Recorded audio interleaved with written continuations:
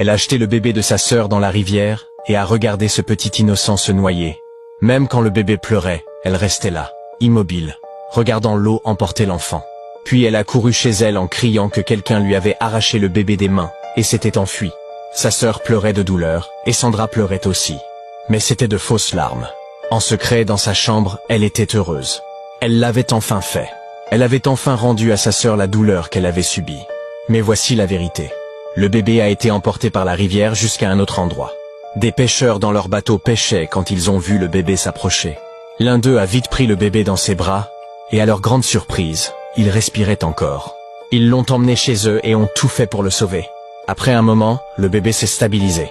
La femme du pêcheur a dit que Dieu avait enfin exaucé leur prière, qu'il leur avait donné le bébé qu'ils attendaient depuis longtemps. Le pêcheur et sa femme ont fêté leur nouveau bébé, tandis que la vraie mère pleurait chez elle, croyant que son enfant était mort. À ce moment-là, elle pensait que celui qui avait pris le bébé était un ritualiste. Pendant ce temps, le diable dans la maison était heureux. Tu te demandes sûrement pourquoi Sandra a fait ça à sa sœur. Il y a 2 ans, un homme est venu chez elle et a décidé d'épouser l'une des deux. Il a choisi Janet, la sœur cadette. Sandra pensait que c'était elle qui méritait d'être mariée, pas sa sœur. Alors, elle a décidé de se venger. C'est comme ça qu'elle est venue vivre avec sa sœur, et c'est là qu'elle a jeté le bébé dans la rivière.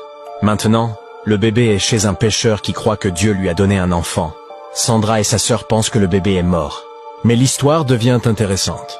Sandra a décidé d'acheter du poisson frais, directement chez un pêcheur. Elle est allée loin de son quartier jusqu'à trouver un pêcheur au bord de la rivière. En parlant avec lui, elle a vu le petit bébé que la femme du pêcheur tenait dans ses bras. C'était le bébé de sa sœur. Elle était sous le choc. À suivre.